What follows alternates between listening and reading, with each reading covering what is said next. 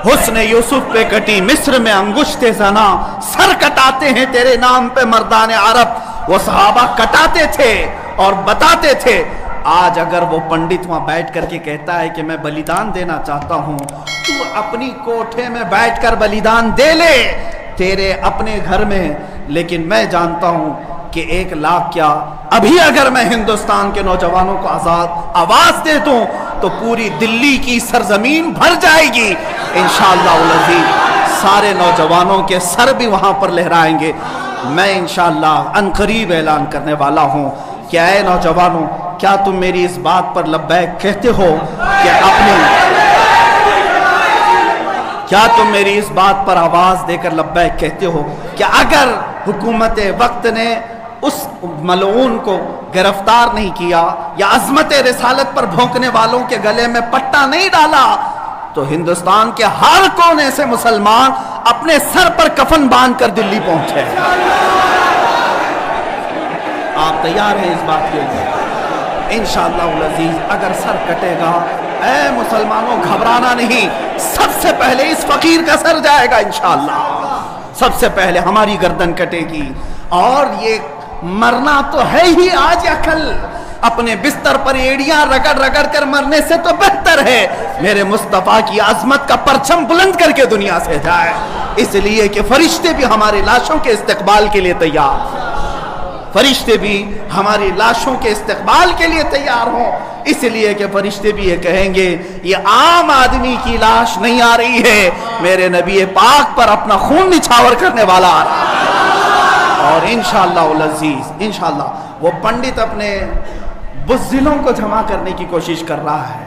और अभी मैंने देखा एक वीडियो नशर करके वो कहता है, हिंदू भाइयों से मैं कहता हूं कि तुम अपनी कुर्बानी के लिए तैयार हो जाओ। क्यों जहर फैला रहे हो, क्यों जहर फैला रहे हो हिंदुस्तान में? हमने कभी लड़ने का या जिहाद का ऐलान नहीं किया, अब तक हमारे किसी आलिम ने ऐलान नहीं किया। अमन के साथ रहने की तलकीन इस्लाम ने भी दी है। हुजूर ने खुद फरमाया है जंग की तमन्ना मत करो, जंग की ला ततमन्नू लिक़ा अदुविकुम। मेरे आका फरमाते हैं दुश्मनों से मुठभीड़ करने का, जंग करने का इरादा मत करना, तमन्ना मत करना। हाँ, अगर उनकी तरफ से आ जाए तो फिर कदम भी पीछे मत लेना, फिर कदम पीछे नहीं लेना। उस वक्त फिर तुम समझ लेना तुम्हारे साथ कौन होगा, प्राइम मिनिस्टर आएगा, होम मिनिस्टर आएगा, सीएम आएगा, ये सब उसी कोठे के लोग हैं।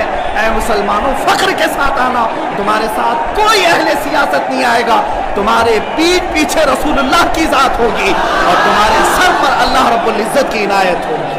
अल्लाह और उसके रसूल के भरोसे पर हम जाएंगे इंशाअल्लाह। और याद रखना ये सिर्फ जज्बात की बातें नहीं, जोश की बातें नहीं। मैं अपना एक पैगाम रिकॉर्ड करना चाहता हूँ। अगर उस मलऊन और उस खबीस नमरूद की औलाद तक मेरी ये बात पहुंच सकती है तो पहुंचा दी जाए। तुमने बहुत भौंक लिया अपने मंदिर में बैठ करके, तुम प्रेस क्लब ऑफ इंडिया में बैठ करके बहुत भौंक लिए, कुत्ते आपस में अपनी गली में बहुत भौंकते हैं। मेरे इस मैसेज को उस मलून तक पहुंच, अगर जरा बराबर भी दम खम है तुम्हारे अंदर, तुम्हारी माँ ने अगर दूध पिलाया है तुमको, तो अब मैं मुनाजरे का चैलेंज नहीं दे रहा हूं, डिबेट भी नहीं करूंगा, बातचीत भी नहीं करूंगा।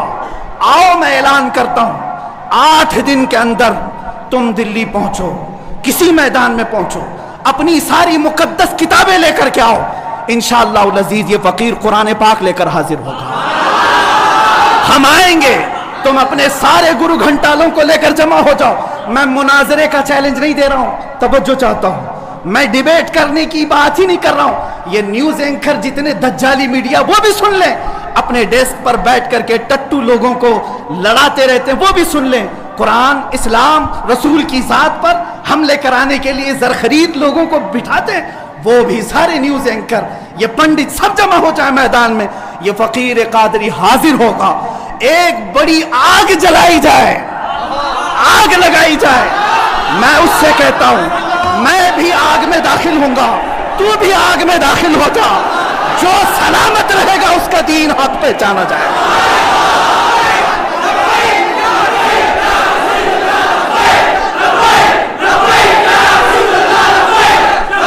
बहुत हो गया, اے مسلمانوں، بہت ہو گیا احتجاج، بہت ہو گئے پروٹیسٹ، بہت ہو گئے ان سے مطالبے کرنا کہ اس کو گرفتار کرو، اس کا سر چاہیے۔ آؤ آج آر پار کی بات کر لیتے ہیں۔ زمانہ گزر گیا، 800 سال ہو گئے، سرکار غریب نواز کو بھی یہی چیلنج کیا گیا تھا۔ معین الدین حسن چشتی نے ہند میں یہ بتایا تھا کہ جو نبی کا غلام ہوگا وہ آگ میں بھی کود جائے گا۔ انشاءاللہ العزیز میں گنہگار ضرور ہوں، میرے اخلاق برے ضرور ہیں، لیکن جب بات میرے مذہب کی آئے گی، قرآن کی آئے گی، نام مصطفیٰ کی آئے گی، میں برسر اعلان آج پھر کہتا ہوں، آؤ تم سارے پنڈت مل کر کے آؤ، آگ لگائی جائے، تم سب پوری دنیا کو دکھانا میں بھی آگ میں داخل ہوں گا، تم بھی آگ میں آ جانا، دیکھتے ہیں کس کے جسم کو آگ جلاتی ہے۔ اگر میں سلامت رہا تو میرے دین کی بات ہوگی، اور انشاءاللہ العزیز مجھے یقین کامل ہے کہ اگر آگ پر بھی کسی کا حکم ہوتا ہے تو صرف میرے رب ذوالجلال کا ہے، میرے رب ذوالجلال کا ہے۔ بس اسی بات پر میں اپنی گفتگو کو ختم کرتا ہوں۔ اب احتجاج نہیں، اب پروٹیسٹ نہیں، سیدھے آر پار کی بات، میری یہ بات